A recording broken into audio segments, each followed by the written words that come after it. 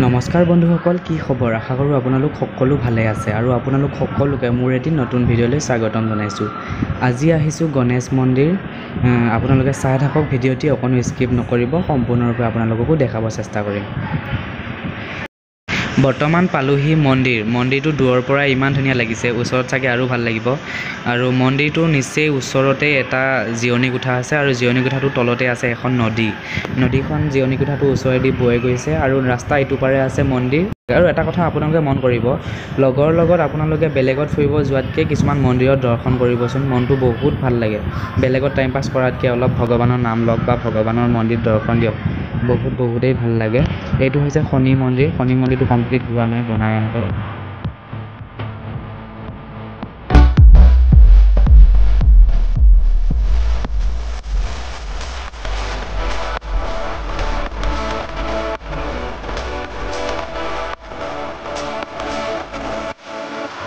মন্দিৰত আহি দেখিলোঁ এই ঠাইবোৰ ইমান ধুনীয়া, মানে মনটো ৰখাবই নোৱাৰিলোঁ। সেয়েহে ভাবিলোঁ প্ৰথম ঠাইবোৰ চাই লওঁ আৰু তাৰ পাছত মন্দিৰ দৰ্শন দিম আৰু ঘৰ যাম।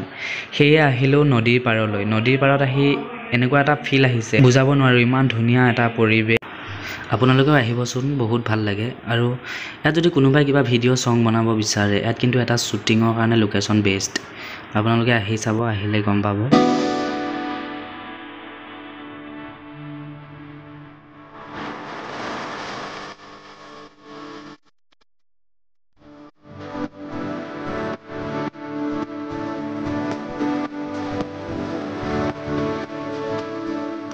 এতিয়া আহিছোঁ মূল মন্দিৰলৈ বুলি, আৰু আপোনালোকেও চাওক মূল মন্দিৰ ভিতৰ চাইডনো কেনেকুৱা লাগে আৰু কেনেকুৱা অনুভৱ হয় আপোনালোকে কমেণ্টত জনাব।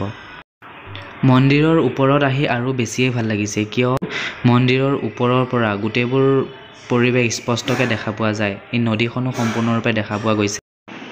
এয়াই হৈছে গণেশ মন্দিৰ মূল ভাগ, আৰু এনেদৰেই ভকতসকল আহি ইয়াতে সেৱা কৰে, পূজা কৰে। গণেশ বাবাৰ মূৰ্তিভাগ ইমানেই ডাঙৰ, মানে আপোনালোকে আহিলে গম পাব, বহুত ডাঙৰ হয়। আৰু তাৰে ভকত এজনক সুধিলোঁ, এই মন্দিৰৰ মূৰ্তিভাগ মানুহে নিজেই তৈয়াৰ কৰি বনাইছে নে ক'ৰবাত পাইছিলে? আৰু তেতিয়া ভকতজনে উত্তৰ দিছিলে যে এই মূৰ্তিভাগ হেনো নদীখনত পাইছিলে।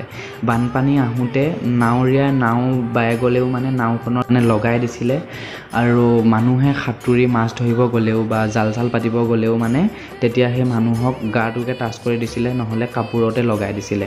আৰু তেতিয়াই মানে মানুহখিনি অলপ অনুভৱ কৰিলে এইখিনি হাতত নিশ্চয় কিবা এটা আছে। বানপানী শুকোৱাৰ পাছত মূৰ্তিভাগ অলপ দেখা পাইছিলে ভকতসকলে, আৰু তেতিয়াই গোটেই গাঁৱৰ মানুহে লগ লাগি এই মূৰ্তিভাগ উদ্ধাৰ কৰিছিলে। উদ্ধাৰ কৰি সেই নদীখনৰ নিচেই ওচৰতে এটা গণেশ মন্দিৰ স্থাপন কৰিলে।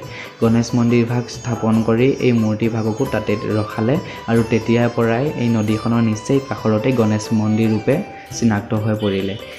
কিমান ধুনীয়া কথা চাওক, আপোনালোকেও আহক, দৰ্শন দিয়াও হ'ব আৰু মনটো ফ্ৰেছ হ'ব।